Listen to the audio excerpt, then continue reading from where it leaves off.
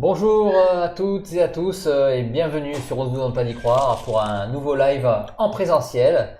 Cette fois-ci un live avec Lorenzo que j'avais déjà reçu et sa maman. Bonjour Lorenzo, bonjour Catherine. Bonjour Philippe. Bonjour Philippe, très content d'être là. Ben, moi aussi je suis très content de vous recevoir. En plus là le sujet d'aujourd'hui c'est un sujet que j'avais jamais abordé. C'est l'enfance et comment la médiumnité naissante de quelqu'un apparaissait. Donc tu étais vraiment le candidat idéal vu que je t'avais sur place à Ajaccio.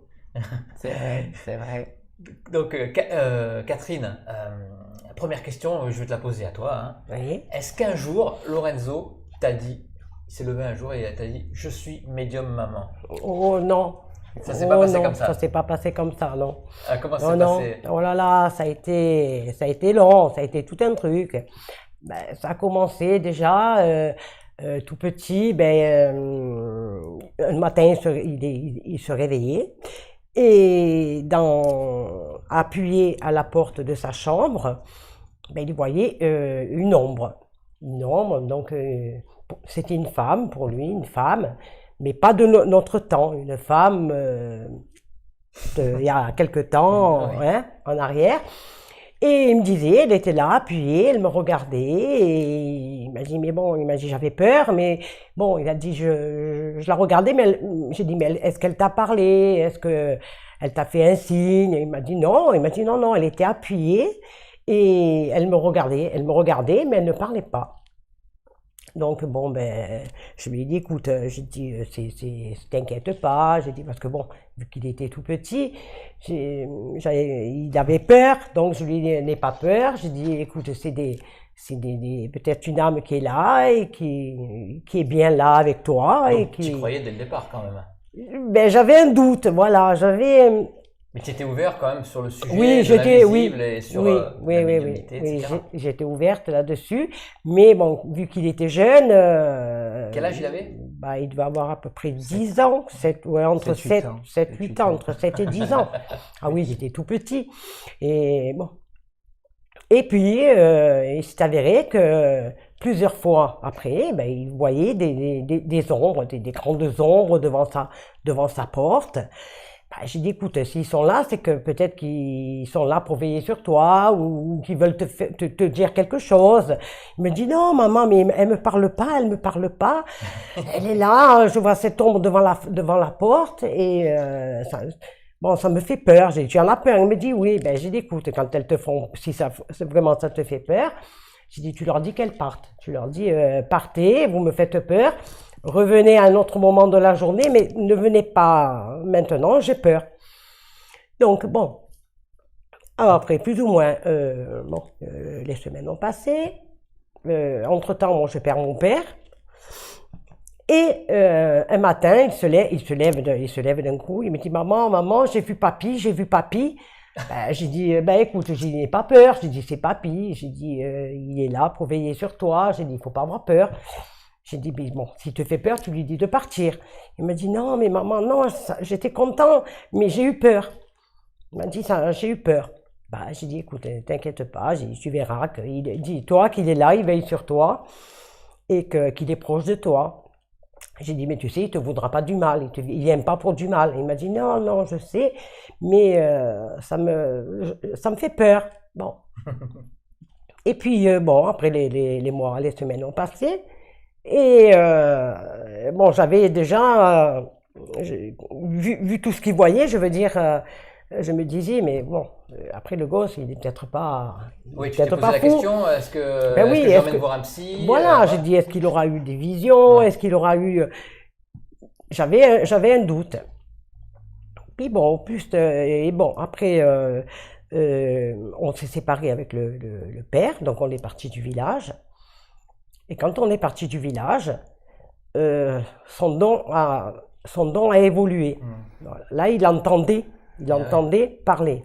On lui parlait. Et je t'arrête, le père, qu'est-ce qu'il en pensait aussi à l'époque? Bon, il faisait pas attention, le père. Non, le père. Monde, quoi. Oui, non, parce que le père travaillait, donc il rentrait. D'accord. Ouais, voilà. Moi, les gosses, c'est moi qui les avais tout le temps avec moi, donc. Et puis ils étaient plus proches de moi. Voilà. Et donc, quand on est parti du village, donc, son don a commencé à s'éveiller, à s'ouvrir. Et un jour, là où on était hébergé, le propriétaire avait une piscine. Et Lorenzo, avec sa sœur, un après-midi, ils ont dit, viens, on va faire des photos au bord de la piscine. Bon, donc, ils sont partis au bord de la piscine, ils ont fait des photos. Et il prend une photo, et dans la photo qu'il prend, il était accoudé au bord de la piscine, et il y avait une flaque d'eau. Et cette flaque d'eau, on aurait dit le visage d'une femme. Oui, je crois que tu me l'avais montré, cette photo. Ouais. Voilà. Pour la première interview. Voilà. Et il me dit, maman, regarde la photo. Elle me dit, qu'est-ce que tu vois? J'ai dit, écoute, oui, on voit le visage d'une femme, oui, en effet. Je dis, bon, mais je sais pas. Et bon, il me dit, écoute, je vais appeler Chantal. Il a dit, je vais appeler Chantal, je vais lui montrer la photo. Donc, il appelle Chantal. Il lui envoie la photo. Et elle lui renvoie. Tu avais déjà pris contact avec Chantal, toi? Oui. Donc, elle savait que tu avais des dons déjà. Et, oui. Voilà. Donc, oui, voilà. Et donc, il appelle. Donc, il envoie le message à Chantal, il lui envoie la photo. Et Chantal, surtout, lui répond, lui dit, mais oui, Lorenzo, c'est vrai que la tache représente bien la tête d'une femme.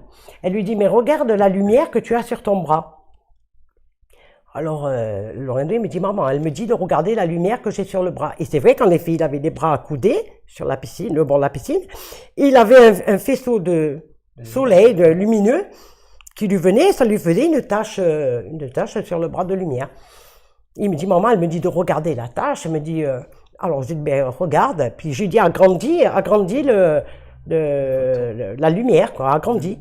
Et quand il a grandi, j'ai vu le visage de ma mère. Ah oui, c'est fou ça. Et là, j'ai dit, mon Dieu, et puis il m'est venu les larmes aux yeux. J'ai dit, c'est ma mère. J'ai dit, c'est mamie. J'ai dit, c'est mamie qui est sur ton bras. Il me dit, ah bon, tu crois? Ben j'ai dit, écoute, j'ai une photo, je vais la retrouver, et c'est vrai que c'est la même photo qu'il a sur le bras. La même position. La même position. Et donc, il dit à Chantal, il dit, écoute Chantal, j'ai montré la photo à ma mère, et elle a reconnu ma grand-mère. Elle lui a dit, ben voilà, elle dit, tu vois, comme quoi. Voilà. Et toi, Lorenzo, comment tu le vivais quand tu étais petit, comme ça? Est-ce que tu te demandais, est-ce que je vais le dire à mes parents? Est-ce que je vais en parler? Ou alors c'était quelque chose qui te paraissait normal, donc tu en as parlé facilement? Alors au début, non. Au début, c'était pas quelque chose que je voyais comme normal. Vu que j'ai toujours eu le contact, on va dire, facile avec ma mère, je me gênais de rien. Je lui disais tout ce que je voyais, tout ce que j'entendais, j'avais pas de tabou. Et j'ai jamais eu peur, on va dire, d'aller lui dire ce que je voyais ou ce que j'entendais. Et concernant les défunts, c'est pas que je n'avais pas peur, parce que c'est trop facile de le dire comme ça. Mais ma mère m'avait trop rassuré. Voilà, elle dit non, il n'y a rien de méchant, ils sont là, c'est parce qu'ils ont besoin de toi peut-être, ou ils te montrent juste simplement qu'ils sont bien, voilà. Et elle me disait toujours, bah, allume une bougie, à la rigueur, voilà, tu allumes une bougie, ou tu leur demandes de partir si vraiment, ou de revenir à un moment plus approprié, on va dire. Et c'est vrai que sur ça, pour moi, inconsciemment, dans ma tête, ma mère, elle était là, donc il ne pouvait rien m'arriver de méchant, voilà. Donc, facilement et naturellement, plus tu y crois, plus tu as moins de peur, on va dire, et plus ça s'ouvre, plus naturellement. Et après, les âmes venaient petit à petit. Je n'ai jamais été non plus dérangé, parce que c'est un bien grand mot, je trouve, parce qu'on est fait pour ça, c'est tout. Et déranger, c'est un grand mot, non. Ils ne m'ont pas dérangé, ils me gênaient, voilà, ils me gênaient. Surprenaient, lui. Parce que, ils ne parlaient pas, ils n'avaient aucune expression. Pas, toi, au début, hein. C'était vraiment, ouais, ça peut être terrifiant quand même. Quand tu es jeune, tu as quelqu'un qui reste debout devant toi, surtout en habit d'il y a 300, 400 ans. C'est ça, c'est ça. Oui. C'était assez impressionnant. Alors moi, j'étais assez curieux quand même. Alors, je regardais quand même. Après, je me cachais vite sous ma couette. Et puis, j'attendais on va dire que tout le monde se lève un peu dans la maison pour que je puisse me lever. Pourtant, j'avais ma soeur qui dormait juste en dessous de moi, sur des lits superposés. T'as jamais eu l'envie de réveiller ta soeur pour lui dire non, tu vois quelque chose? Parce que ma soeur était plus petite que moi et elle est peureuse. Je devais pas lui faire peur. Donc mes parents, c'est pas qu'ils m'avaient prévenu, mais voilà, tout ce qui était des histoires un peu paranormales et tout ça, on n'en parlait pas forcément. Voilà. Et puis avec ma soeur, j'aurais été la réveiller comme ça de bon matin ou en pleine nuit, je pense que je me serais fait engueuler. Voilà. Mais après, je veux dire, je pense que j'ai grandi dans cet esprit-là. Et je pense que tout simplement, je me le suis approprié. Je l'ai accepté, je pense. Inconsciemment, peut-être aussi. Parce que bon, à cet âge-là, tu n'acceptes pas forcément. Tu ne sais pas tout non plus. Mais pour moi, c'est devenu après normal. De les voir, c'était normal pour moi. Et vis-à-vis de ton entourage, les amis, est-ce que tu en parlais aussi? Oui. Et qu'est-ce qu'ils disaient? Alors, j'avais plein de copines, des copines. Alors, surtout l'été, quand j'habitais au village et que mes copines arrivaient d'Ajaccio ou du continent qui venaient. Alors, tous les étés, elles savaient que je leur parlais un peu de ce que je voyais, ce que j'avais. Alors, elles avaient peur. Alors, après, je me faisais engueuler par leurs parents. Voilà. Parce que, justement, je racontais mes histoires à moi, ce que je vivais. Et ça les... Mes copines, c'est pas qu'elles y croyaient pas, parce que justement, elles y croyaient, elles avaient peur. Et ce qui m'énervait, c'est que les défunts, les fantômes, les esprits, comme vous voulez les appeler, moi, je faisais le beau devant mes copines en leur expliquant mes histoires. Mais ce qu'il y a, c'est qu'au même moment, ils venaient jamais à ce moment-là, les défunts. Jamais. Une fois que mes copines rentraient chez elles et que je devais rentrer seule le soir chez moi, ils étaient là. Voilà. Et t'accompagnais? Oui. Puis je leur disais, mais vous venez toujours dans des moments où je suis seule pour que j'ai peur. Genre, revenez quand je suis avec mes copines et puis comme ça, j'en fais pas profiter, mais il n'y a pas que moi qui le vois. Voilà. Et ils te parlaient là? Non. Toujours pas. Ah non, toujours pas. Non, c'était là. Ils se promenaient, ils passaient devant moi. À la limite, à me couper la route, si je puis dire. Voilà, ils passaient devant moi. Ils étaient entre eux, mais vraiment le côté de limite, j'étais à l'extérieur d'un monde et eux, ils étaient dans leur monde à eux et moi, je les voyais. Voilà, c'était ça. Est-ce que tu sentais qu'ils te voyaient? Ah, mais largement. Ah ouais? Oui. Ils te le montraient qu'ils te voyaient? Oui, parce que quand en fait, déjà, le défunt, il va pas forcément voir qui a le don ou qui a pas le don. Il va se montrer, il se manifeste et il va voir que celui qui va le regarder dans les yeux ou celui qui va bien le voir, c'est ok, lui m'a vu, il sait ce que je suis, il faut que j'aille le voir. Et puis tant qu'ils n'ont pas, on va dire, ce qu'ils veulent, ils restent là. Et puis ils te font comprendre que tu es fait pour ça et que quoi que tu puisses faire, que tu puisses fermer les yeux ou pas, ils sont là, quoi. Voilà. Et toi, Catherine, est-ce que tu as des dons aussi? Oui. Est-ce que tu as transmis quelque chose à Lorenzo? Il paraît que j'ai un don moi aussi, oui, mais moi je ne m'en sers pas. Tu l'as coupé? Non, c'est pas que je l'ai coupé exprès, c'est que j'ai pas la tête je suis pas assez... il faut avoir la tête tranquille, voilà, moi je suis trop perturbé, voilà, donc non, ça me... Non, moi c'est... Non, je ressens des trucs, oui, je ressens pas mal de trucs, des fois je lui dis d'ailleurs, je ressens des trucs, mais non, je ne m'en sers pas. En tout cas, on sent que le don, il est passé de ta lignée. Après, j'ai sa sœur, Paola. La dernière aussi a un don. Elle a... Comme toi. Elle est passeuse d'âme. Elle est passeuse d'âme. Donc elle les voit aussi. Oui, elle les voit. Elle sent les appels. Oui. Elle sent les appels, ah oui. Elle a peur. Et elle a peur. Elle a quel âge? Ben là, elle a 19 ans. Mais quand elle les entend, quand elle les voit, elle sort de sa chambre en courant, elle se jette sur le canapé à côté de moi. Maman, tu l'as vu? Non. Vous, hein. Ah oui, non, mais moi je... Des caméras. Ah oui, non, mais c'est ça. Et elle me dit, ouais, tu l'as pas vu, regarde, tu le vois pas. Je dis, non, Paola, moi je vois pas. Ouais, non, mais moi je vais plus dans la chambre. Hein. Elle me dit, non, moi je reste là. Elle me dit, non, j'ai trop peur. Mais je dis, non, Paola, il faut pas avoir peur. Je dis, parce qu'ils viennent te voir, c'est qu'ils ont besoin de toi. Donc, ou dis-leur de partir parce que tu as peur. Je t'ai dit, mais ne pars pas en courant. J'ai dit, tu les laisses, ils viennent te voir et toi tu pars en courant, tu les laisses comme ça. J'ai dit, non, j'ai dit, dis-leur que tu as peur et que tu peux pas les aider, mais que voilà, que pour le moment, tu n'es pas en mesure, n'étais pas prête de les aider. Et est-ce que vous avez déjà vu la même chose, toi et Paola, en même temps? Alors, j'ai déjà fait le test. J'ai déjà fait le test et il se pourrait qu'un soir, je suis chez moi et je ressens un monsieur dans mon couloir. Voilà. Je dis rien à ma soeur. Je lui dis rien. Et les jours passent, je fais ma vie et tout. Et j'attendais qu'elle vienne me voir en me disant, Lorenzo, tu as vu? Et effectivement, alors elle me l'a pas dit, je lui ai demandé. Elle m'a dit, oui, je l'ai vu. Elle me dit, oui, le monsieur. Et elle faisait le test aussi avec toi, non? Comment? Elle faisait le test avec toi? Oui, je pense que oui, elle en a fait un paquet, oui. Elle en a fait un paquet. C'est ça. Puis, pourtant je lui ai proposé de l'ouvrir, ce don, et de l'apprendre déjà, de savoir en quoi il consiste. Elle a peur. Et elle n'est pas dans le non, mais c'est pas maintenant. Voilà. Voilà, c'est pas pour le moment, puis Elle est- c'est peut-être pas son moment à elle non plus. Elle a peur. Donc comme je leur ai dit, moi je leur ai dit quand même, je dis bon ben, lui mettez pas non plus la pression, et puis on y va doucement. Voilà. Et après, je pense que la médiumnité, c'est une question aussi de caractère, je pense. Oui, Ouais. de caractère. Et tu crois qu'elle l'a aussi? Elle a, mais il faut qu'elle prenne encore un peu de hauteur, de hauteur. Il faut qu'elle comprenne d'autres choses aussi dans la vie. Et puis, comme je le sais, parce que ben, j'ai eu le même chemin qu'elle, hein, quand ça doit s'ouvrir, ça s'ouvrira. Voilà, de toute manière, c'est pas quelque chose qu'on provoque. On va reparler un petit peu des anciennes connaissances ou la famille. Là, j'ai plus mon papier. D'ailleurs, il faudra que quelqu'un me l'apporte, mon petit papier. Je sais plus où je l'ai mis d'ailleurs. Je l'ai pas pris, j'ai oublié. C'est n'importe quoi. Je suis parti avec les noms marqués, mais voilà, j'ai plus rien. C'est qui te connaît depuis le plus longtemps dans les témoignages qu'on a eus? Alors, celle qui me connaît depuis le plus longtemps, c'est ma cousine Laetitia. Alors, on va écouter oui, son Laetitia. témoignage. Oui. Laetitia.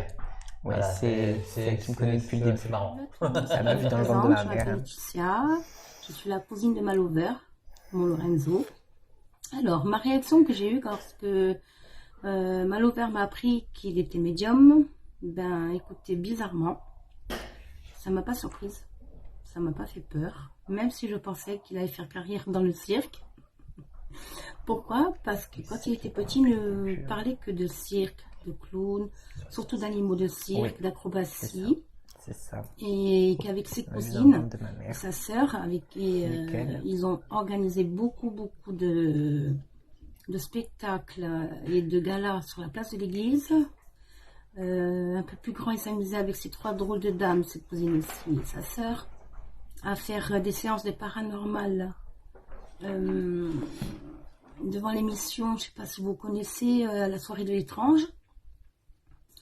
Des fois aussi, jouer à se filmer, à faire des films d'horreur, à créer des films dans le noir, dans des maisons un peu glauques.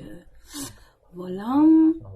Une fois, même plusieurs fois, il avait piqué des tables et des chaises dans le village pour les mettre dans le couloir de l'église. Il avait monté une école de sorciers. Il jouait avec ses cousines aussi, là aussi, sa sœur.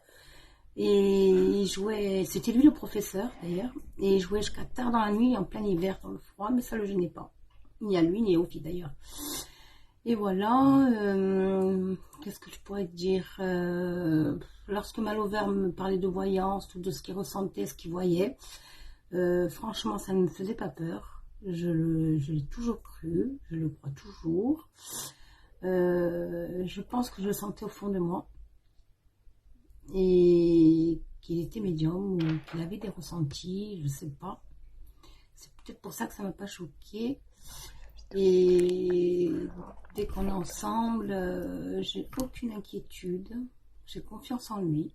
Tout se passe bien. Je suis très à l'aise avec lui. Quand il me parle de tout, ce qu'il fait, de sa voyance, ce qu'il voit, et tout le reste, je suis très à l'aise avec lui. Voilà, mon petit Lolo, je te fais des gros bisous, Malover, je t'aime fort. Continue comme ça, je suis fière de toi. Bye bye.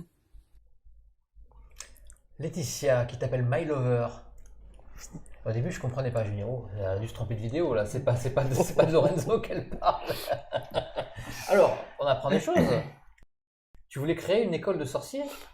Oui, j'avais 11-12 ans peut-être.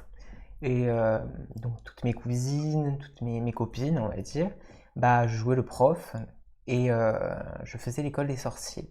Voilà, et puis bon, moi mon rêve c'était de faire en gros, en grand. Et quand tu voyais ton fils vouloir faire une école de sorciers, c'était un petit peu gourou, non? Je rigolais, ça me faisait rire. Ça me faisait rire. T'essayais Non, mais de surveiller un petit peu ce qu'il faisait? Bah, de temps en temps, non, ben oui, de temps en temps, je venais voir, mais bon, ils nous engueulaient. Alors, il fallait qu'on parte, il fallait qu'il reste seul, voilà, enfin, seul avec ses cousines et sa sœur, faire son école de sorcier. Non, moi, je ne pouvais pas rester. Non, il fallait qu'il soit. Non, Mais non. qu'est-ce que tu leur apprenais à cette école de sorciers? Alors je me rappelle parce que ben, à cette époque-là, je les voyais déjà, les défunts, donc je me servais un peu de ça, on va dire, pour mettre en pratique, voilà, mettre en pratique tout simplement. Et je leur apprenais tout ce qui était les esprits malins, les esprits frappeurs, les esprits gentils, les esprits familiers. Voilà, donc on était un peu dans ce thème-là, on va dire. Donc bien sûr, Halloween, c'était ma fête de prédilection, on va dire. Et c'est vrai que oui, puis je forçais mes cousines, je leur disais, allez, venez, on va faire l'école des sorciers, patati, voilà. Alors elles venaient, elles faisaient leurs cours, elles avaient leurs classeurs, leurs trucs. Ah oui, et moi, je me super sympa, en fait. Je me croyais vraiment dans mon, il dans avait... mon monde, et puis rien ne m'arrêtait. Ah oui, il avait fait la classe, hein, bah oui. Tu connaissais Harry Potter à l'époque? Ah oui, largement. Pour moi, c'était moi, voilà. Pour moi, c'était moi, voilà. J'étais Harry Potter, c'est ça. C'était Dumbledore. Oui, c'est ça. Pour moi, c'était mon monde, et puis j'étais tellement à fond, et puis justement, heureusement que j'ai pas eu des parents qui m'ont, comme on dit, qui m'ont coincé, qui l'ont empêché, pas du tout, soit mon père ou ma mère ou mes frères même. Non. Et puis c'est pour ça que je pense que j'étais tellement à fond dans mon thème que je me suis écouté, j'ai vécu tout ça, et puis à cette époque-là, c'était le kiff, quoi. Voilà. En fait, dans ton entourage, il n'y a jamais eu un moment où justement tu as été bloqué, tu as été brimé, où on t'a dit non, mais arrête tes bêtises, fais un vrai métier, pense à autre chose, comme ça tu feras un vrai métier, ou je sais pas, qu'il n'y a personne qui t'a obligé à couper, à te dire que c'était n'importe quoi. Oui, au tout début, quand le don s'est développé, que j'ai dû me mettre à mon compte, et que entre-temps, je travaillais en boutique, parce que j'étais vendeur de base. Et il est vrai que certaines personnes me disaient que c'était un monde. Alors, ça parlait d'argent, premièrement, hein, vis-à-vis de ces gens-là, en me disant oui, mais dans ta vie, tu t'en sortiras jamais. C'est pas un métier. Voilà, c'est plus une passion, comme ils disaient les gens. Je n'ai jamais écouté et je n'ai jamais pris part de ce qu'ils disaient, jamais. Voilà. Et je pense que c'est, encore une fois, on revient au caractère. Ouais. Et je pense qu'au niveau caractère, tout dépend du caractère que tu as. Tu ouvriras ou tu fermeras tes portes. Voilà. Et tu ouvriras les portes de ton don bien, pas bien. Voilà, tout simplement. Ouais, toutes les personnes qui ont témoigné, d'ailleurs, elles ont toutes dit que tu étais prédestiné à ça, quoi. Oui. On va écouter Nathalie qui en parle justement.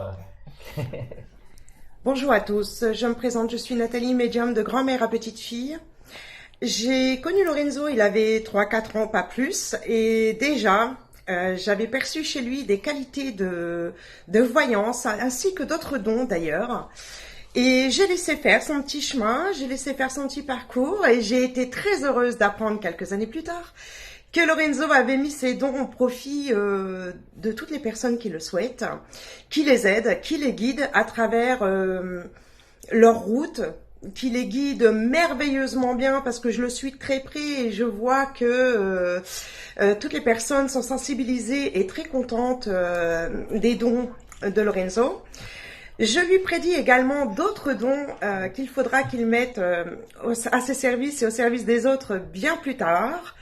Non seulement il a le don de médiumnité, de clairvoyance, mais aussi le don de soigner, de soulager, je dis bien de soigner, et de soulager certaines pathologies.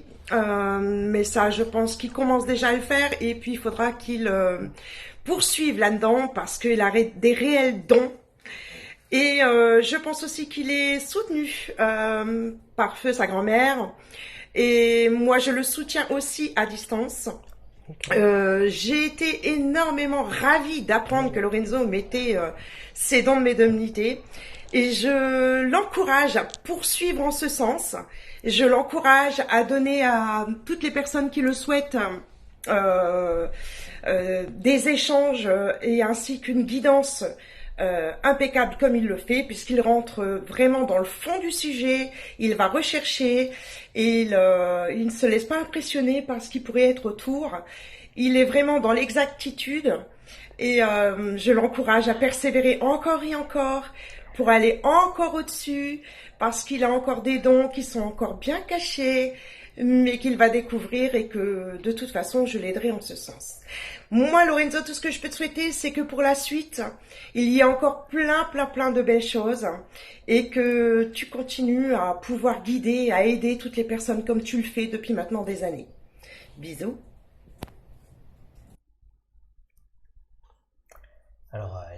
te prédit d'autres dons, Nathalie, aussi. Eh oui. Nathalie, c'est quelqu'un que je porte énormément à mon cœur, énormément. C'est un peu comme ma deuxième maman. Et c'est quelqu'un qui, quand j'étais petit, je l'idolâtrais. Voilà. Je savais ce qu'elle faisait, je savais. Et quand elle me voyait, elle disait toujours, Tati, elle te dira ce que tu as, tu verras, elle t'expliquera. Ouais, elle le savait. Moi, j'étais trop curieux. Alors moi, T'étais petit. je l'embêtais beaucoup, beaucoup. Tati, dis-moi ce qu'il y a.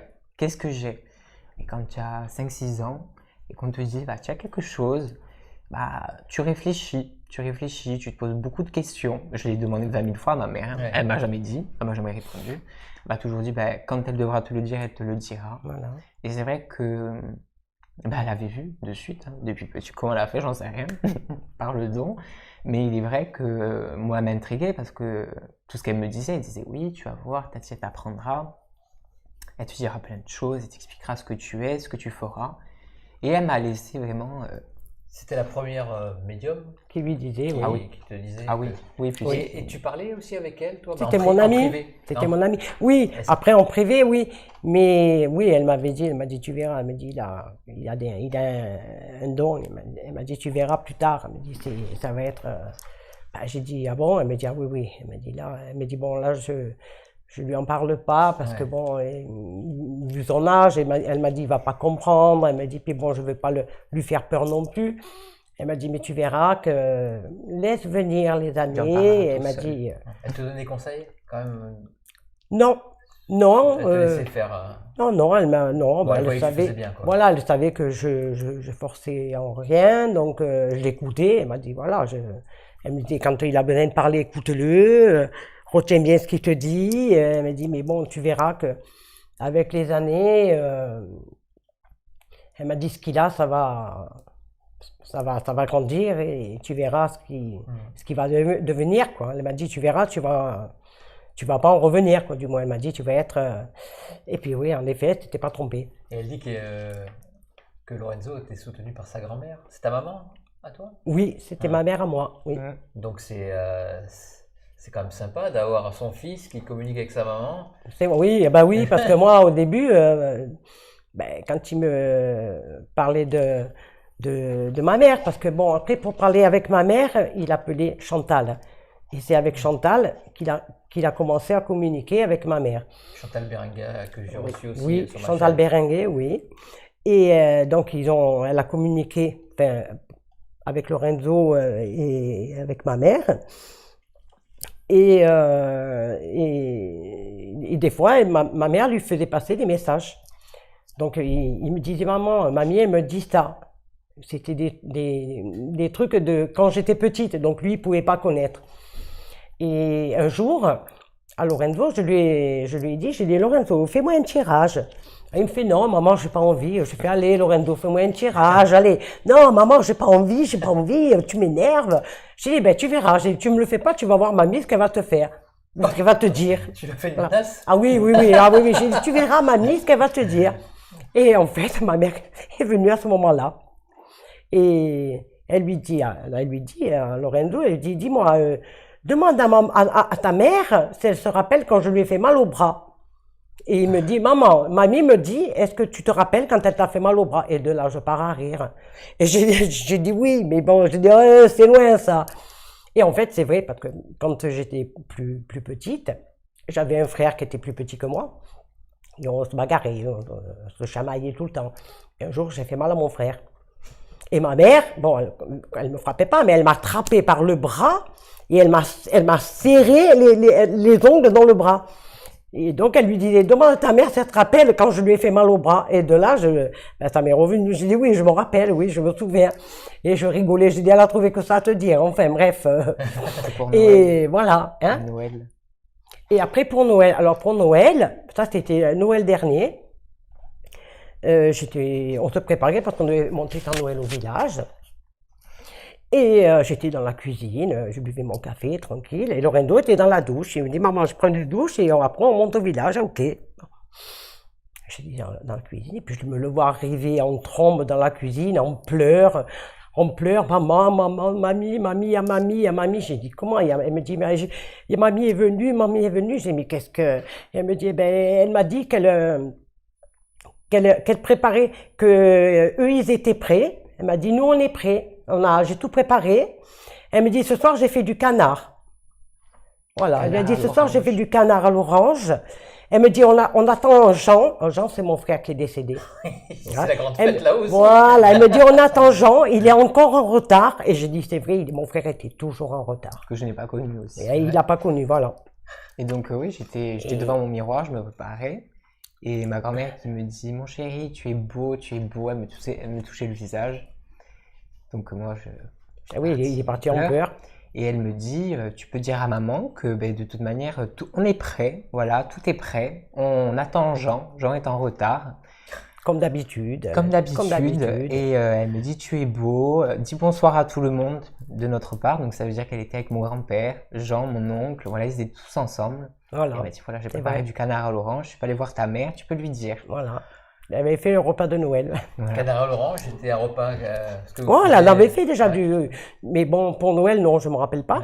Ouais. C'était nouveau. Quelle année? Mais bon, là, elle faisait du canard à l'orange. Elle m'a dit, j'ai fait le repas, tout est prêt, on attend Jean, il est encore en retard. Et lui, il me dit, maman, j'ai dit, ben oui, mon frère était toujours en retard. Là, tu voyais vraiment la scène? Ouais. Ah oui, oui. Est-ce que tu voyais la table et tout? Ah ouais? Oui, elle me montrait tout. Après, ma grand-mère, c'est quelqu'un que je ne voyais pas physiquement, elle. Pourquoi? Je ne sais pas. C'est la seule défunt que je ne vois pas. Je l'entends parfaitement, je la sens, mais je ne la vois pas.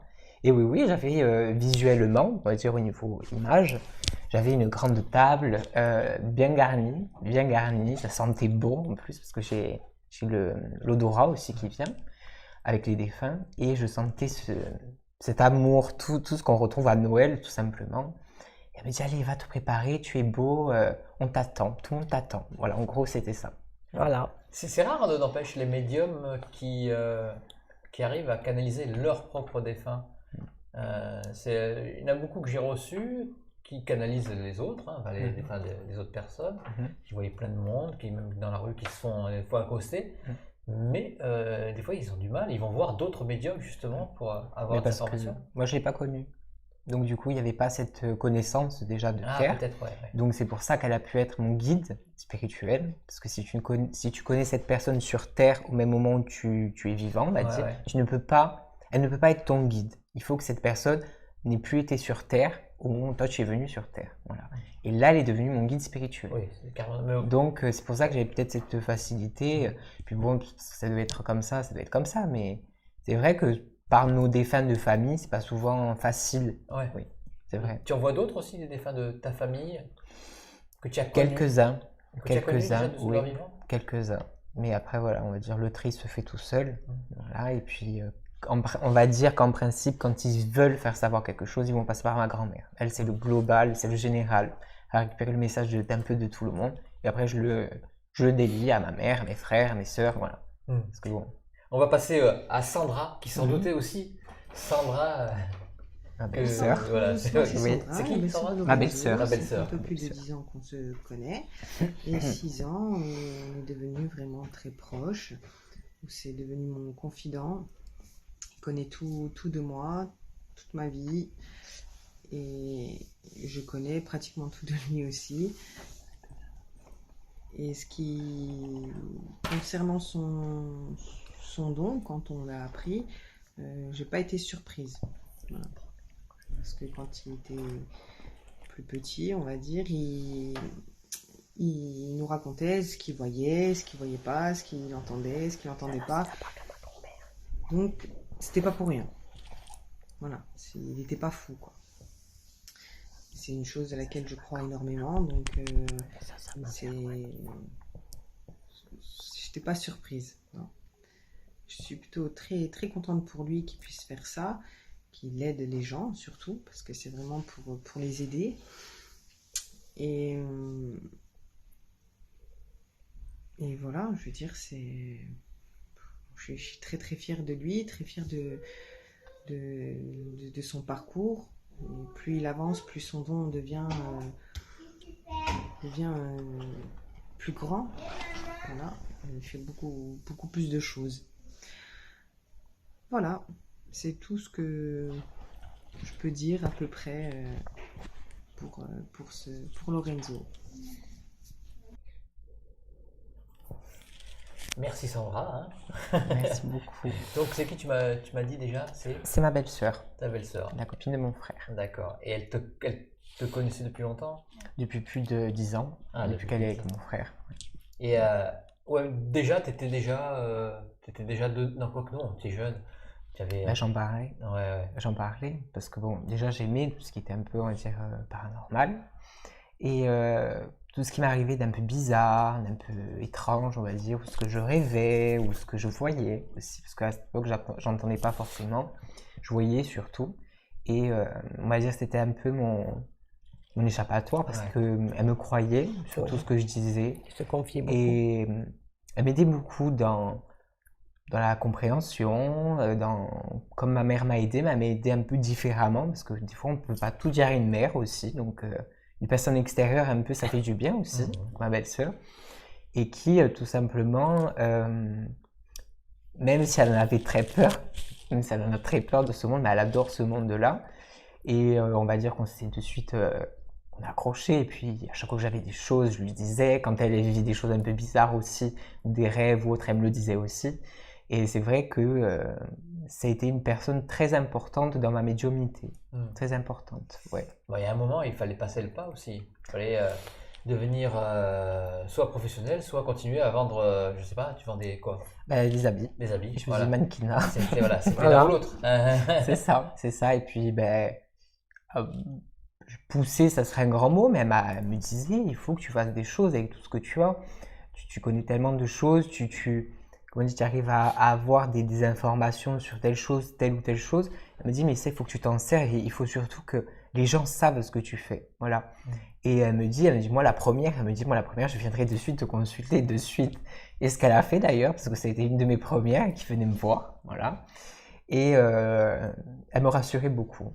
Tu l'as poussé toi aussi, Catherine? Lorenzo a passé le pas?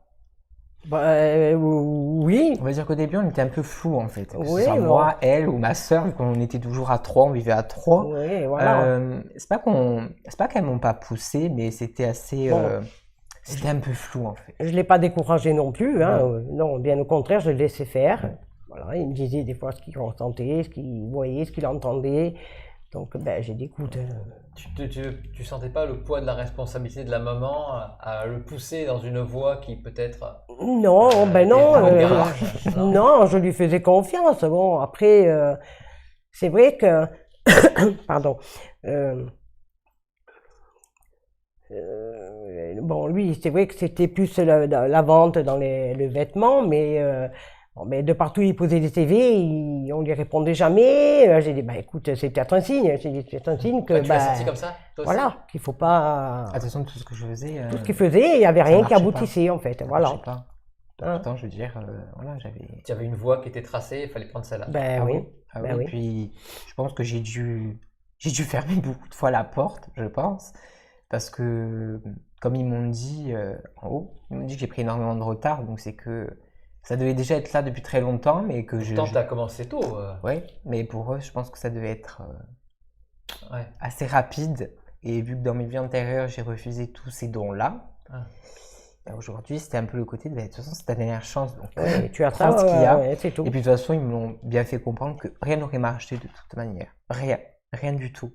Et ce qu'il y a, c'est qu'à cette époque-là, je sortais énormément en boîte. Je sortais, je faisais la bringue avec mes frères et autres, mes copines. Et ce qu'il y a, c'est que plus je sortais, et pour être honnête, plus je m'emmerdais. Je trouvais plus rien, il n'y avait rien qui me plaisait. Même mes copines me disaient, allez, sors, on fait ci, on fait ça. Et en fait, rien ne... Tout se fermait, en fait, tout se fermait. Et en fait, il n'y avait qu'un monde qui s'ouvrait, c'était la voyance. C'est ça. Le spirituel, plus précisément. Il n'y a que ça qui s'ouvrait. Et c'était bizarre. Donc bon, j'ai commencé à lire des livres, à regarder des vidéos. Et après, entre-temps, tout s'est un peu enclenché, on va dire, et tout est parti de là. Tu sors maintenant? Non. Toujours pas. Non. Toujours pas. Non, puis ça lui dit on rien. vous conditionne en haut, ils vous disent, voilà, tu es là pour faire ça, et pas non plus, on va dire, pour faire la la Java, on va dire. Hein. Et puis après, je disais, il y a un temps pour tout. Donc je me suis même bien amusé, très bien même, très jeune aussi. Et puis je pense que c'était encore une fois fait exprès, parce que je suis sorti très jeune, pas un âge où on sort. Mais encore une fois, mes parents m'ont toujours laissé faire. Ils m'ont fait confiance sur tout le long, sur tout ce que je faisais sur ma vie, même mon père, hein, je veux dire. Voilà, on m'a jamais empêché de sortir, de faire des choses. Justement, c'est ce qui a peut-être facilité l'ouverture de ce don et la fermeture du reste. des boîtes. La fermeture des boîtes. Voilà. Je pense, oui. Et puis ce qu'il y a, c'est qu'après, c'était pas forcément aussi que le côté de je m'ennuie en boîte ou dehors, c'est le côté de il y avait trop de monde. Donc ça me fatiguait. Ah oui. Et j'avais l'impression d'avoir alors déjà qu'en boîte, la musique est très forte, mais j'entendais même pas la musique, j'entendais les pensées des gens. Voilà, je voyais leur vie, je voyais les pensées. Donc j'ai commencé à arrêter de sortir. Et ensuite, après, je me suis mis un peu dans la vie normale, réelle. Donc j'allais faire les courses avec ma mère, des choses normales. Voilà, même quand on allait aux courses, après j'ai arrêté d'y aller. Il rentrait dans les grandes surfaces et il me disait maman, je sors, ça va pas. Non, il a dit non, je peux plus, là il faut que je sorte, je suis pas bien. Et j'avais les yeux qui brûlaient. Qu'est-ce que tu as? Il m'a dit je sens trop de trucs, il m'a dit non, ça va pas, je t'attends dehors, fais tes courses, prends ton temps. Il a dit moi je vais dehors, je t'attends dehors. Puis après aux courses j'allais seul, voilà, il venait plus parce que le monde, la foule, ça le... J'arrivais pas en fait à fermer en fait tout ça. Voilà. Et tu y arrives maintenant, tu as appris Bien ça? sûr. Oui. Oui. Donc tu fais les courses. Oui, maintenant, on va dire que... maintenant. T'as plus l'excuse. Ah oui, non, maintenant. Donc là, on va dire que il se met dans sa bulle. Tout était là, on va dire. Alors là, j'entendais, je voyais, je sentais, je sentais du nez, que ce soit sur le corps ou par l'odorat. Tout se transformait dans ma vie. Et tout ça s'est fait en l'espace de 3 mois. Allez, en gros, 3 mois. Et tout s'est décuplé très très vite. Bizarrement, dans mes contacts, bizarrement, il arrivait des médiums, des voyantes, des thérapeutes, bizarrement, alors que j'étais complètement à côté de tout ça. Je parlais pas à des gens comme ça. D'ailleurs, je les prenais pour des fous, je suis honnête. Hein. Et il est vrai que quand ça m'est arrivé à moi, parce qu'on dit toujours que ça arrive aux autres, mais quand ça arrive à soi, c'est autre chose. Et là, tu poses vite tes pieds par terre et tu réfléchis. Et là, tu te poses des bonnes questions. Tu te dis, est-ce que ça va être ma vie? Est-ce que c'est de passage? Est-ce que c'est un kiff sur le moment? Parce qu'au début, je faisais la voyance pour rigoler. Oui, hein, bien sûr. Comme je l'ai dit dans la première interview. Et après, je voyais que ce que je donnais, ça portait dans du bien. Et puis après, quand tu vois des gens pleurer en face de toi, tu te dis, maintenant, il faut arrêter le côté rigolade et passe au sérieux, quoi. Ouais. Voilà. Et là, puis ma mère, ma sœur, après, me disait, regarde, les gens viennent te voir. Maintenant, cadre-toi un peu plus, sois un peu plus... J'étais sérieux dans ce que je faisais, mais il fallait que ce soit plus concret. Voilà. Et est venu le côté de me faire payer, parce qu'après, il faut mettre une barrière. Parce qu'après, alors là, j'étais demandé de tous les côtés. Submergé. Alors, même si c'était un tout petit prix au début, mais je me devais de le faire. J'ai eu du mal au début à demander de l'argent. C'est quelque chose qu'on a du mal au tout début, de suite. Normal. Parce que tu te crois pas, déjà en toi. Tu te demandes si tu es faux, parce qu'au début, tu sais pas, en fait. Tu es tellement dans une situation un peu floue, en fait. Tout se passe autour de toi, tout se mélange. Et quand tu arrives à ce stade-là, je pense que c'est là où l'entourage est important. Pour justement pas perdre le pied sur terre, pas devenir fou non plus. Puis des fois, je disais des choses à ma mère ou à ma soeur, elle me disait, bon, là, Lorenzo, pas que je te crois pas, mais bon, redescends un peu, calme-toi. Voilà, et heureusement que j'ai eu ça. Parce que je pense que si j'aurais pas eu ça, alors déjà la tête j'aurais pris très grosse, ça c'est sûr. Et peut-être que mon don aurait dérapé, oui. Et s'il y avait eu que des maris, hein, Marie, oui. Elle y croyait pas trop. Ah non, Marie, elle y croyait pas du tout. Hein. Ah non, pas du tout. On va écouter Marie. Bonsoir, moi c'est Marie, je suis la belle-sœur de Lorenzo. Alors je vais vous raconter la première fois qu'on m'a dit que Lorenzo était médium. Alors la première fois qu'on m'a annoncé que Lorenzo était médium, j'ai été très très surprise. J'étais choquée et d'ailleurs je n'y ai pas cru du tout. Même pas du tout. C'est au fur et à mesure du temps que j'ai commencé à croire que Lorenzo était vraiment médium et avait vraiment des dons. D'ailleurs, je vais vous raconter une anecdote. C'est quand c'était le jour de mon bac de français, Lorenzo m'avait prévenu que la femme qui allait m'accueillir pour l'oral allait avoir les cheveux courts et des lunettes noires. Donc j'arrive et la femme avait vraiment des cheveux courts avec des lunettes noires. Je ne sais pas du tout comment il a fait, mais vraiment ça m'a étonnée. Et c'est avec ces toutes petites choses que j'ai réussi à croire à Lorenzo. Et c'est vraiment quelqu'un qui a énormément de dons, c'est une très bonne personne et voilà. Alors c'est qui Marie? Alors Marie, c'est ma belle-sœur, encore une fois, donc la copine de ma sœur, et que j'ai rencontrée assez jeune, hein, parce qu'elle est encore jeune aujourd'hui. Et au début, on va dire, c'est pas que ça collait pas, mais bon, on s'entendait, mais on va dire, elle était assez sauvage avec moi. Parce que bon, moi, ma soeur, c'est comme ma jumelle, hein, c'est pareil, moi je lui disais tout, je finissais mes journées, j'allais voir ma soeur, je disais, ah Paola, aujourd'hui j'ai eu ça, et elle était à côté, elle me regardait, elle avait l'air de dire, oh là là, qu'est-ce que je fais là?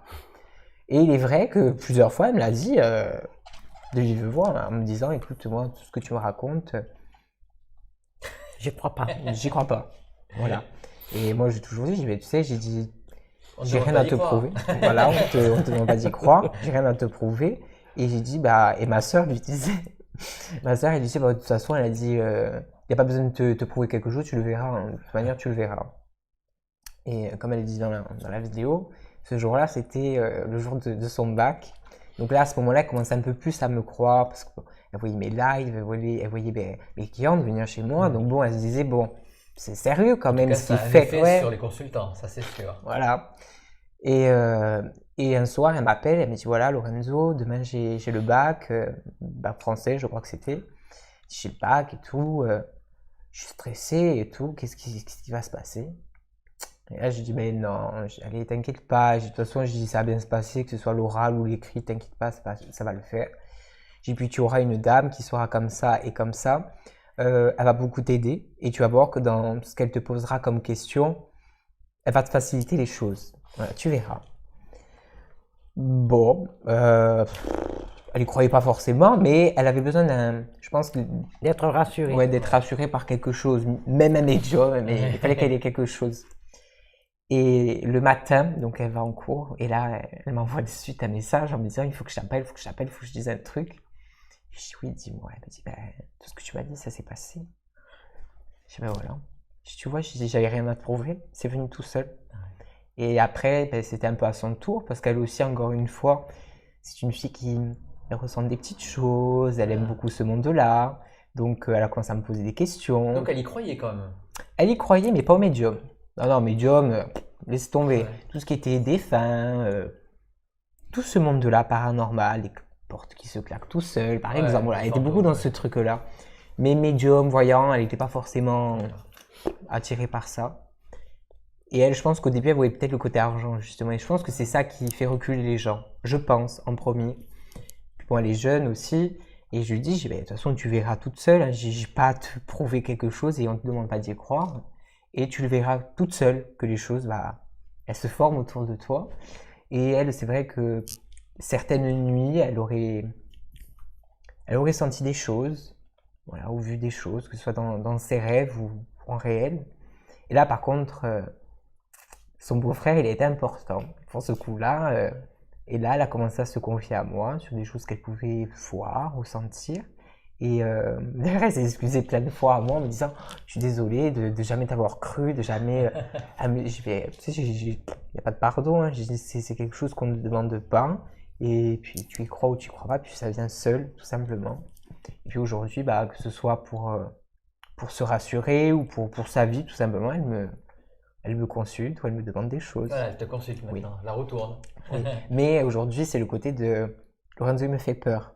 Ah bon? Donc oui, parce qu'il y avait des choses, parce que bon, elle est en couple avec ma sœur, et mis à part ça, elle se disait, à la rigueur, si je fais une bêtise, il va le voir peut-être, oui, elle avait il va peur le dire de à ça. sa sœur, ou peut-être que j'allais voir un défunt derrière elle, et même aujourd'hui, elle me le dit, Lorenzo, si tu vois quelque chose, tu me dis pas, voilà. Ah, d'accord. Donc oui, sur la voyance, elle va me poser, je vais lui dire, et maintenant, quand on va rentrer dans le côté contact, donc je vais dire, il y a un monsieur avec nous. Ah bon? Où? Alors là, à préparer, mais comme on me l'a appris à moi, je l'instruis, je l'apprends un peu aux autres, on va dire. Enfin, je l'apprends. Je leur apprends à pas avoir peur, tout simplement, et à se dire que il n'y a pas que des choses mauvaises dans ce monde-là. Il y en a des choses mauvaises, parce qu'il n'y a pas que du bien. Mais il faut commencer par le début, le commencement, apprendre la base, le pourquoi du comment ils viennent, et pourquoi ils viennent. Et là, de suite, les gens comprennent. Voilà. Et il est vrai qu'aujourd'hui, elle comprend. Et plutôt qu'aujourd'hui, enfin, jusqu'à aujourd'hui, bah, elle a donné mon numéro à une de ses profs. Voilà. Parce que une de ses profs avait besoin, justement. Donc aujourd'hui, oui, elle y croit largement. Mais elle a encore peur. Ah bah oui. Quand elle me voit, des fois, elle me dit non, me regarde pas, me dis pas. Voilà. On va passer aux questions des internautes.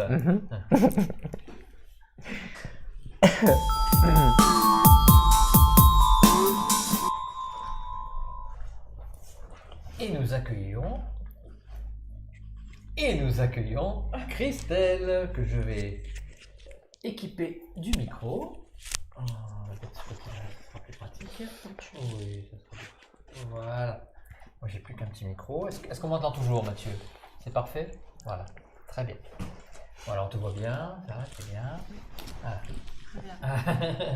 Et bien, c'est Christelle qui revient. Je suis très contente de te revoir, Christelle. Moi aussi. C'était l'ex-modératrice. C'est ça. Mais tu es toujours là. Mais hein. la première. Voilà, tu es la première. Christelle ne m'en veut pas. Il y en a une autre. Alors, il y a quelques questions. Alors, Lorenzo, tu es prêt? Are you ready? Yes. Alors, Mimi, faire des rêves prémonitoires implique forcément des dons De médiumnité? Oui. De médiumnité? Oui. Alors, Point d'interrogation. je vais faire une réponse assez simple. Pour moi, pour ma part, pour moi, les gens qui peuvent avoir des rêves prémonitoires, ils peuvent avoir de la médiumnité dans ce qu'ils ont et dans ce qu'ils vivent. Pour moi, en fait, c'est le médium aveugle. En gros, je vais expliquer pourquoi. Pour moi, le côté de rêve prémonitoire, c'est les gens qui n'arrivent pas, qui ne doivent pas voir, mais qui doivent voir dans leurs rêves. Parce que justement, dans leur propre vie, dans leur vie réelle, ils sont peut-être, comme ma mère, justement, trop dispersés à droite et à gauche. Ils ont tellement de préoccupations autour d'eux qu'ils ne peuvent pas voir ces choses-là. Ou ils sont peut-être trop menés par l'ego. Aussi, c'est possible. Ou par d'autres choses. Et donc, les guides vont donner à cette personne de la médiumnité dans un rêve. Parce que le rêve, on rappelle que le rêve est dans l'inconscient.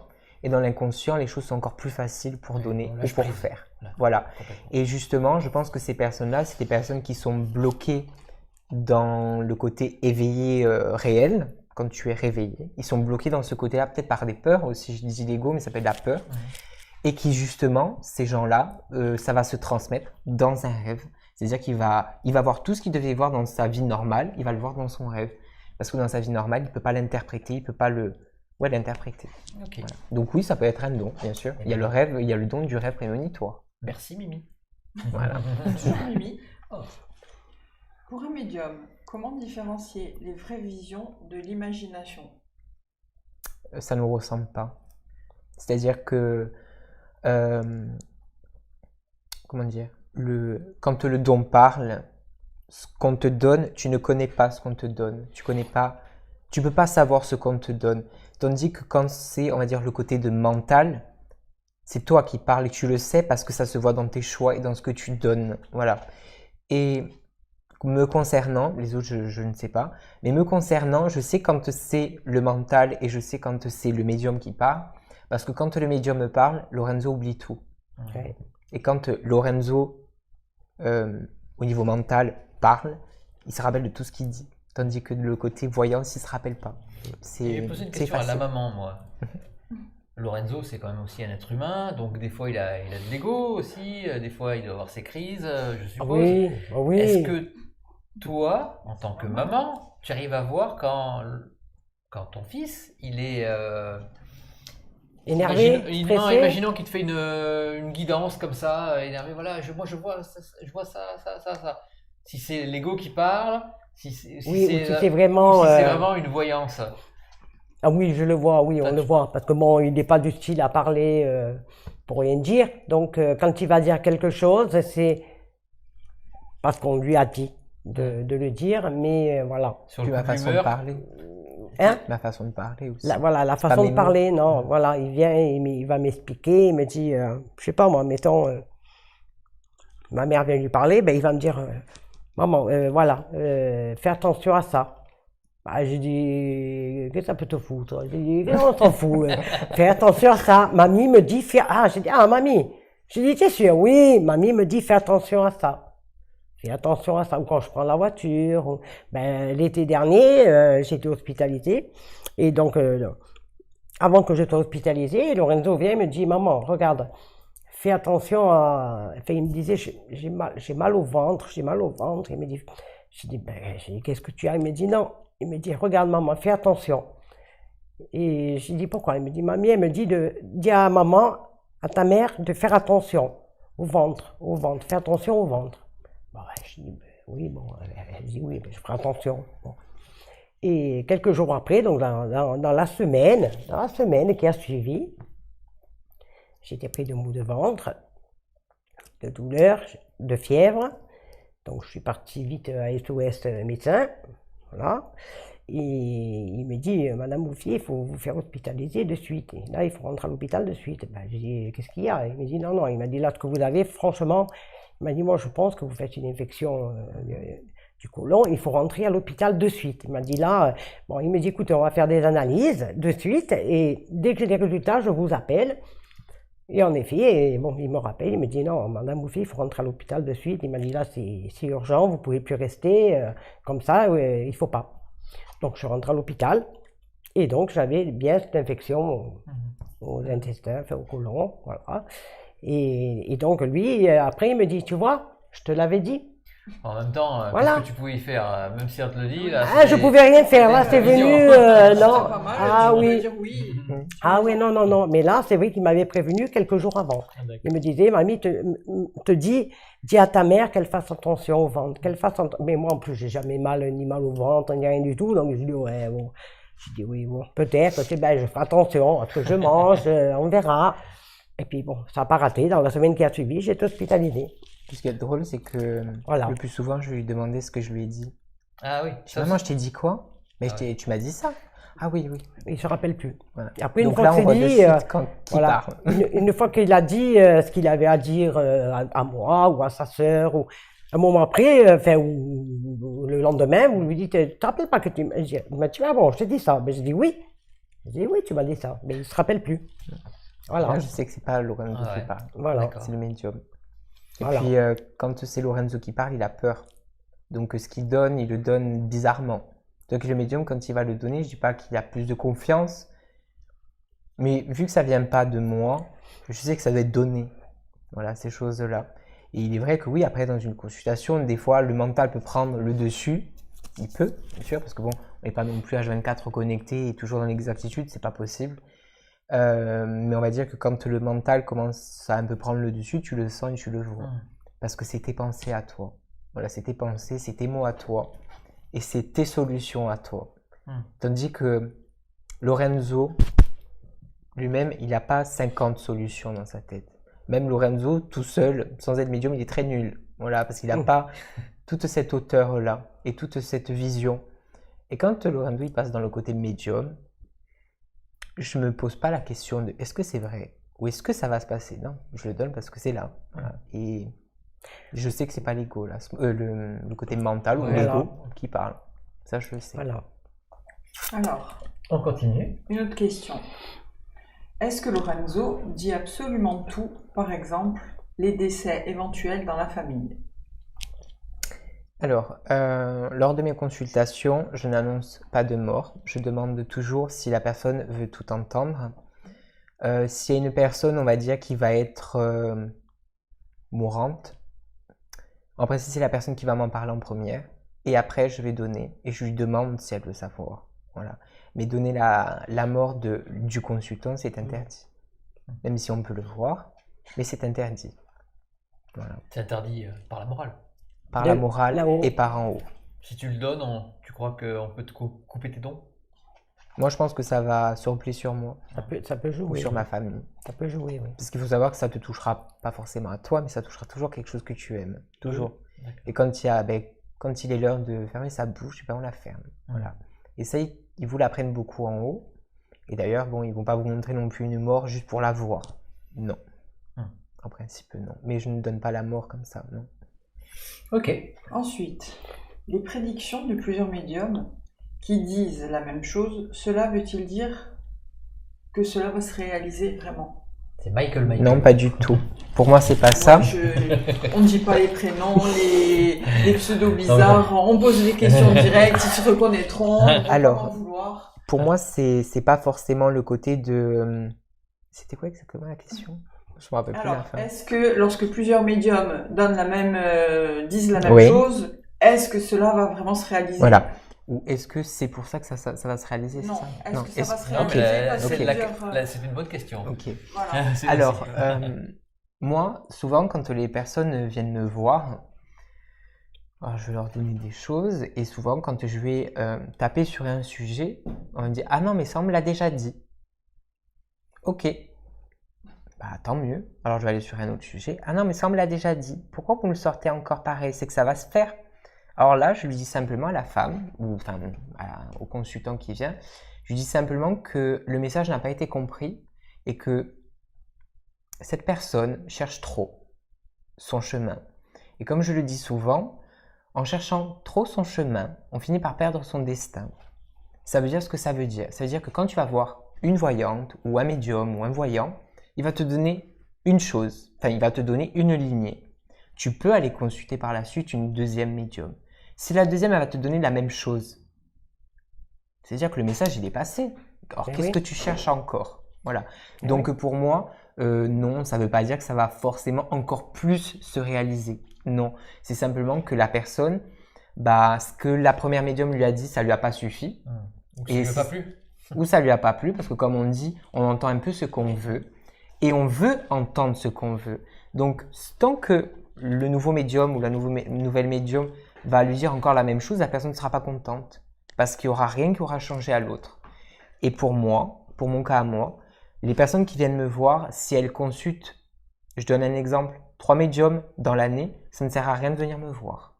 Parce que ce qu'il leur a dit, je vais leur dire la même chose ou peut-être pire. Et ce que ça fait, c'est que ça empêche toutes les prédictions de se passer. Ça bloque tout. Parce que comme on vous dit en haut, je le répète encore une fois, en trop cherchant son chemin, on finit par perdre son destin. Et c'est la vérité parce que je l'ai eu moi, parce que moi aussi j'ai eu cette période où c'était un peu la mode de consulter 1, 2, 3, 4 médiums. Et en fait, quand tu arrives à un moment donné où ils te disent tous la même chose et qu'à la fin tu n'as rien, là tu descends de haut, tu tombes de haut. Et c'est pour ça que je dis souvent aux personnes qui viennent me voir, le mélange d'énergie entre médiums, ce n'est pas bon. Il n'y a pas besoin d'aller voir 800 médiums. Maintenant, ils font ce qu'ils veulent, c'est leur argent, c'est leur énergie, c'est leur vie. Mais pour mon cas, comme je leur dis, ça ne sert à rien de reblablater sur les mêmes choses. Tu attends que ça se passe et puis voilà. Moi, c'est comme ça que je vois les choses. Mais Question, tu consultes ton fils? Est-ce que tu fais le moment solennel? Non, il veut pas. Fais-moi une consultation. Non, il veut pas. Non. Ah ouais? Non, il veut pas. T'as peur de voir des choses? Il a peur de voir des choses et bon... Des fois, des flashs, il va me dire, maman, mettons si j'ai un copain. Je lui parle juste si c'est un défunt qui me donne un truc, sinon je donne. Voilà, il va me dire, voilà, lui, il va me dire, bon, mettons si je suis avec un gars, il va me dire, voilà, fais attention, lui, il est comme ça, comme ça, comme ça, comme ça, voilà, hein, ok. Mais si moi, je lui dis, allez, fais-moi un tirage ou fais-moi une. Il veut pas. D'accord. Non, non, il veut ça, pas je rentrer. Le faisais au tout début, quand je m'entraînais, on va dire. À connaître les cartes, comme je l'ai dit dans la première interview, en rigolant avec la cigarette. Voilà, c'était à cette époque-là. Donc oui, à cette époque, on s'organisait des mini-consultes. Voilà. Entre ma mère, entre ma sœur, enfin, toujours à 3, donc on faisait comme on pouvait. Et puis ma mère avait des questions, donc je lui répondais sur des choses, même s'il y a des choses que je lui ai dit qui se sont passées dans les premières consultations, qui ont déterminé d'ailleurs notre vie plus tard. Et à cette période-là, on va dire que le don, on ne parle pas du côté niveau, quand je vais dire fort. Le don n'était pas encore aussi développé. Donc je voyais, j'entendais des choses, mais je savais que dans ma tête, ce que je faisais, ce n'était pas sérieux et concret. Et je ne connaissais pas le danger qu'on pouvait avoir dans ce monde-là. Quand j'ai commencé à avoir plus de monde qui venait me voir à droite, à gauche, où j'avais des sujets très différents, la mort, la naissance, des choses heureuses, des choses très malheureuses, des meurtres, j'ai eu de tout. À ce moment-là, ça commençait à me faire peur. Donc, il y avait même des gens que je refusais ou je leur répondais pas parce que je voulais pas les voir. J'avais peur, voilà. Surtout les hommes, d'ailleurs. Les hommes m'intimidaient beaucoup dans mes consultations. J'étais bloqué complètement. Et il est vrai que dans mes pensées, dans le côté mental, on va dire, et là je sais que c'était pas Lorenzo qui parlait, enfin le côté mental, là c'était simplement des âmes qui n'étaient pas forcément belles et qui me montraient des choses pas belles, que ce soit sur ma mère, sur ma sœur, sur ma famille. Et là j'ai dit stop, voilà. Et là j'ai imposé mes règles à moi, parce qu'avec les guides, on est comme deux patrons, donc on se donne des règles, on s'impose des choses. Et à ce moment-là, je leur ai dit, écoutez, ça va être clair, vous arrêtez ça.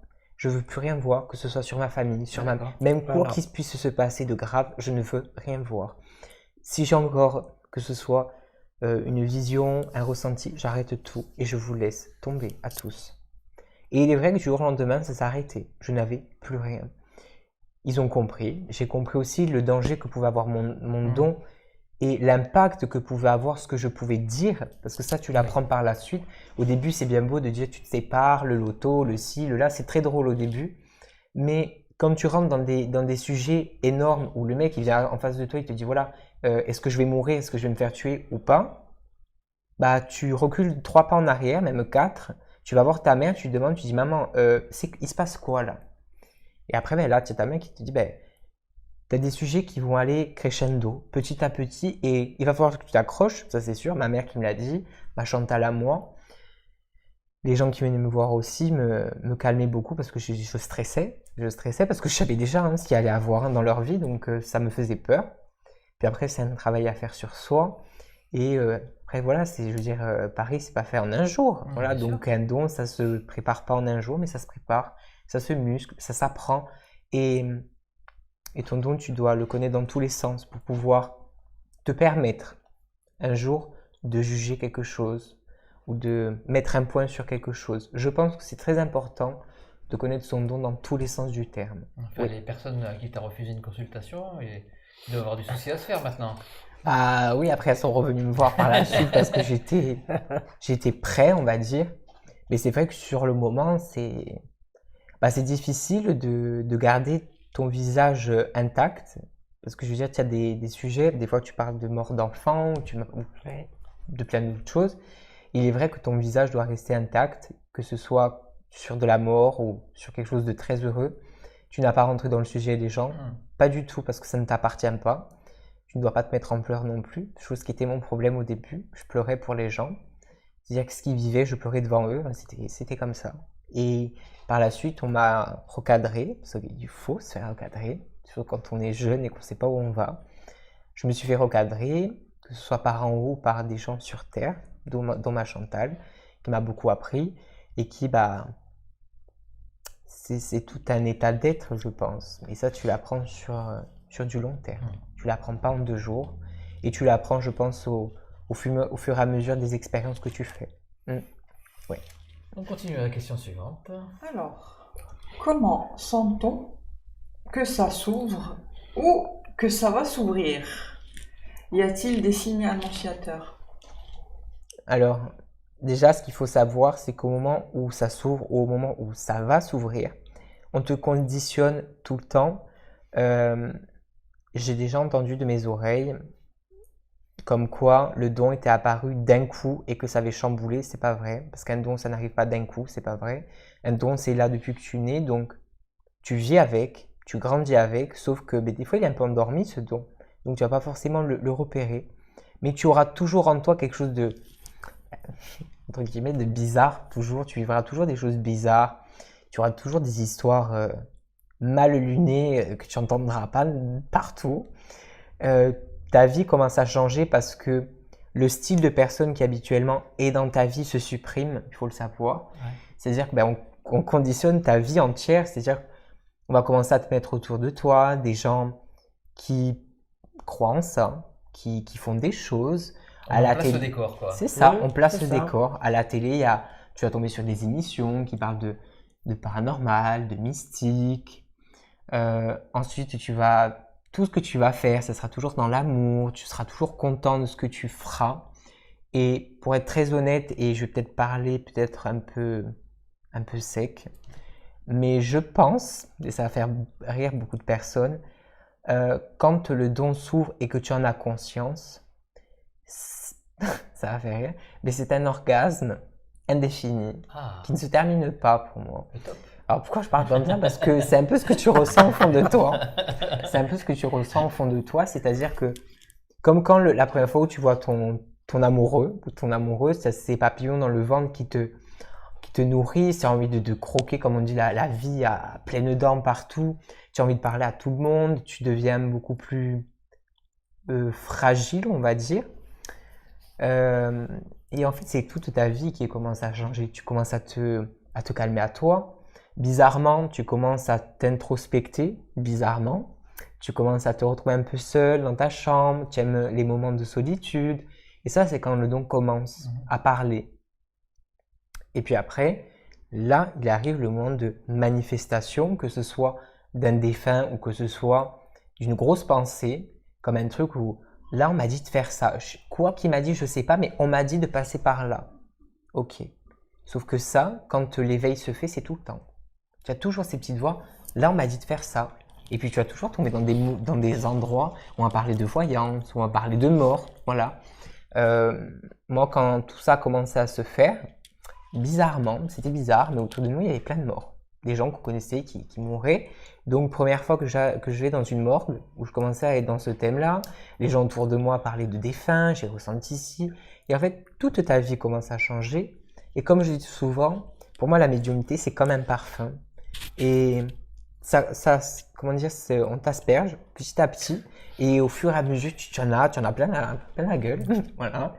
Et on va dire qu'après, soit tu décolles et tu restes perché, ou soit tu redescends sur terre et tu commences à apprendre. Et moi, ça me passionnait. Donc là, après, je commençais à lire des livres, à regarder des interviews, des émissions.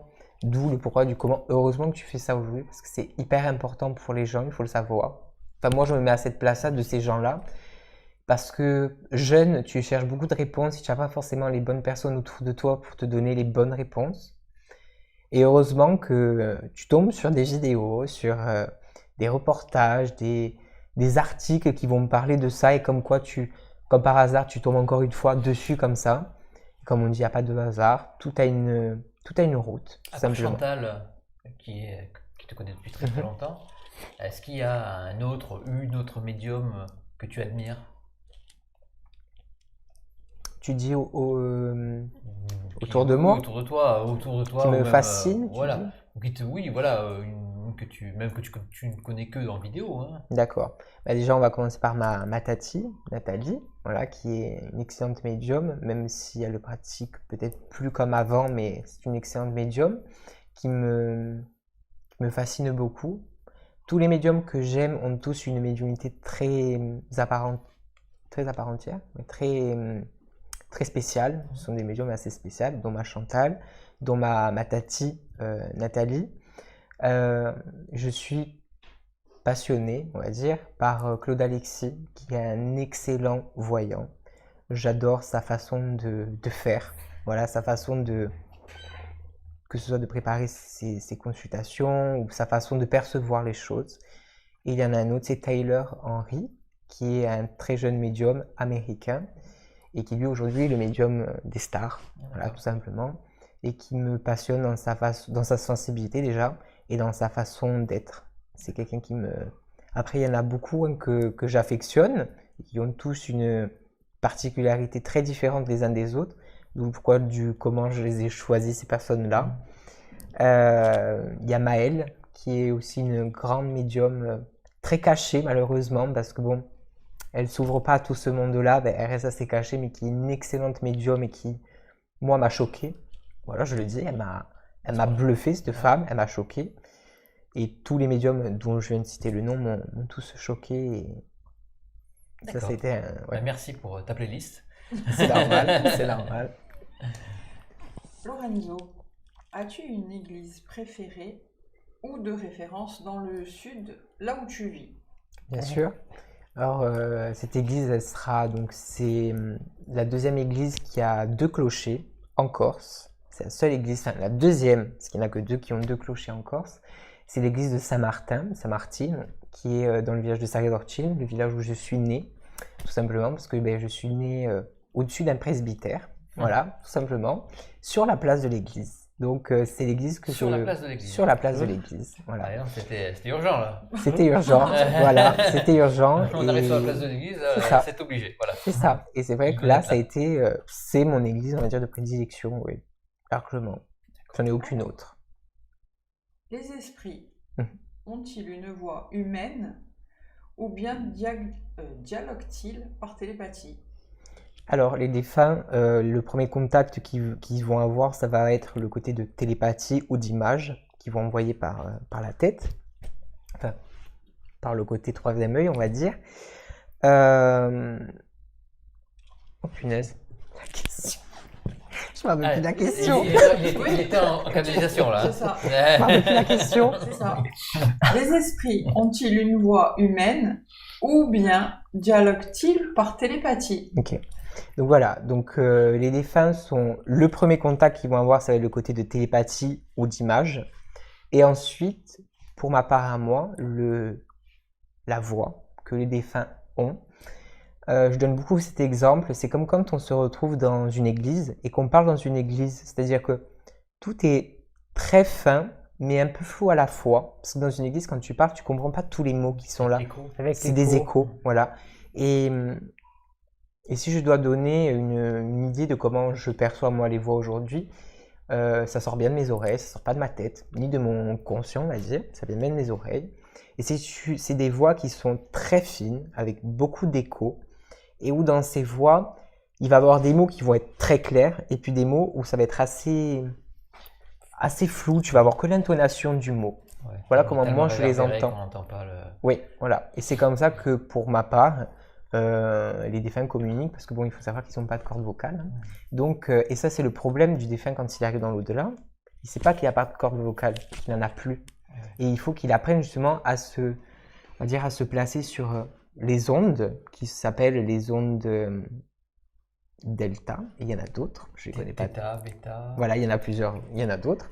Et le défunt doit comprendre qu'il doit se positionner sur ces ondes-là pour pouvoir faire passer le message, qui va partir en mode télépathie. Soit je reçois en mode télépathie, on va dire, ou en mode écoute, vraiment. Voilà. C'est eux qui t'ont dit ça? C'est au fur et à mesure de l'expérience que je l'ai compris. Oui. Ensuite, pendant les réunions de famille ou amis, Lorenzo lui arrive-t-il de voir des défunts ou d'intervenir ou de faire des voyances comme ça en pleine discussion? Ah oui. Ah oui. Oui. Des gens qui s'invitent à table. Voilà. Ah oui. Oui. Mais il est vrai que moi j'ai beaucoup de frères et sœurs, on est 6. Donc c'est vrai que quand on se retrouve à table, ils n'ont pas forcément tous envie d'entendre parler de médiums ou de fantômes ou d'intuition. Donc il est vrai que à table, que ce soit en famille ou invité chez quelqu'un, on va dire, je deviens vite l'amusement de la soirée. Ah ouais. Je dis amusement parce qu'aujourd'hui les gens le voyaient comme ça, c'est même plus du... Oui, ils le voyaient comme un amusement, tu as un peu l'attraction de la soirée. Donc il est vrai qu'au début, moi ça me plaisait de bluffer les gens, que les gens soient choqués quand je leur disais des choses. Voilà, au début ça me plaisait. Et encore une fois, je reviens à ce que j'ai dit tout à l'heure, quand tu commences à toucher des sujets un peu plus graves, l'ego il s'en va très vite. Tu évites de parler de ce que tu vois, justement. Tu deviens de plus en plus discret, de plus en plus sauvage. Comme on dit, on se méfie de l'eau qui dort. C'est un peu ça, c'est-à-dire que je vois des choses, on entend les pensées des gens, ça, il faut qu'ils sachent, les gens, souvent, quand ils sont avec moi. Et c'est vrai que oui, le soir, enfin, dans des réunions comme ça, on devient vite l'attraction de la soirée. Puis après, il faut savoir se mettre le pied au frein, comme on dit, et se dire, bah écoute, c'est bon, là je suis Lorenzo, je suis pas médium, voilà. Mais bon, c'est difficile parce que médium est toujours habitué à donner et à voir, Ben oui. donc En c'est plus de difficile ça, à en se famille, maintenant, décrocher. il y a Paola, c'est ça aussi? Oui. Oui. Donc il y en a deux, vous êtes Oui. deux quoi maintenant. Oui. Après, c'est vrai que bon, on va en parler, oui, si on est en famille, oui, on va en parler, mais bon, on va dire, bon, après, la soirée ne va pas non plus tourner autour Ouais. de que ça, voilà. Mais avec les amis ou les connaissances, bah, il est vrai que il y a Oui. des soirées que j'ai refusé d'aller juste pour ça, oui. Ah ouais, tu savais que tu allais être la bête de cirque. Oui, c'est ça, parce que en fait, c'est le côté de tu arrives et oh, viens, là, je vais te présenter quelqu'un, là, tu vas voir, je vais te présenter quelqu'un. Et en fait, je me suis présenté comme ça. Alors, c'est pas non plus méchant, mais je pense que c'est quelque chose qu'il faut apprendre à respecter. Voilà, parce que me connaissant et connaissant mon caractère, un jour, je vais envoyer caguer quelqu'un, ça c'est sûr. Parce que le médium, il est gentil, il donne, il comprend, mais après, c'est trop pour soi. Et là, tu remets les points sur les i, tout simplement. Hein. Et puis, il faut se faire confiance, c'est-à-dire que quand tu veux bloquer, ben, tu bloques. Et puis, l'autre, elle fait son cirque, elle fait ce qu'elle veut, elle te demande ce qu'elle veut, tu t'en fous, tu fais ta soirée, et puis voilà. Mais tu deviens vite l'attraction, très très rapidement. Parce qu'en premier, les gens, ils veulent te présenter à toi, et c'est pas pour rien. Voilà, donc bon. Au début, tu fais le timide, mais après, ça énerve un peu. Ouais, c'est Ah vrai. oui. Alors, Lorenzo, quels sont tes livres préférés et ou ceux qui t'ont aidé à évoluer? Est-ce que tu en recommandes quelques-uns? Alors, d'abord, ce qu'il faut savoir, c'est que j'ai horreur de lire, déjà. Des livres, j'en ai beaucoup, parce que bon, oui, j'ai lu. Est-ce que j'ai un livre en particulier? Je dirais que non. Je n'ai pas de livre en particulier. J'ai commencé avec un premier livre qui s'appelait Je suis médium. Et le nom, alors je ne me rappelle plus le nom. Il me semble que la dame s'appelait Isabelle, il me semble. Et c'est un livre que j'ai pris au début de ma médiumnité et qui d'ailleurs je ne l'ai jamais fini, jamais. J'ai lu peut-être, on va dire, les 30 premières pages. Bon, j'ai lu Alan Kardec, voilà, mais je n'ai pas forcément de livre préféré. Voilà, je lis beaucoup les livres de Claude Alexis aussi, ses livres de prédiction, ses livres qu'il a écrits tout simplement. Oui, ça me parle, oui, mais j'en ai pas comme ça, non, j'en ai pas, non. J'aurais rien à. Encore les oracles, j'aurais à conseiller, mais pas les livres. Pas les Vas-y, livres. qu'est-ce que tu conseillerais comme oracle? Alors, l'oracle, pour tout ce qui est pour les débutants, je conseillerais l'oracle des miroirs, l'oracle G, l'oracle du sixième sens, voilà, et l'oracle du regard, peut-être, commencer par ça. Voilà, ça, c'est mes oracles, on va dire, de prédilection. Et l'oracle des médiums, voilà, qui est un très très bel oracle. Voilà. Et ça, c'est des oracles qu'on trouve partout. Et ce sont mes oracles fétiches. On va dire ça comme ça. Alors, une question un petit peu différente. Mhm. Est-ce que tu penses que la Corse est une terre spéciale au niveau des énergies et connexions? Est-ce que tu ressens quelque chose de spécial? J'aime beaucoup cette question. Alors, il faut savoir que la Corse, c'est un endroit mystique, que ce soit dans le sud, dans le nord, dans l'ouest, à l'est, ce que tu veux. La Corse, c'est un endroit qui est mystique. C'est un endroit qui, pour moi, je pense que ce sera toujours un endroit de prédilection pour moi, si demain je pars ou autre. Mais oui, pour moi, c'est un endroit qui est assez mystique. Les énergies, c'est clair, tu les ressens de suite. Hein. C'est une île qui déjà est hyper croyante.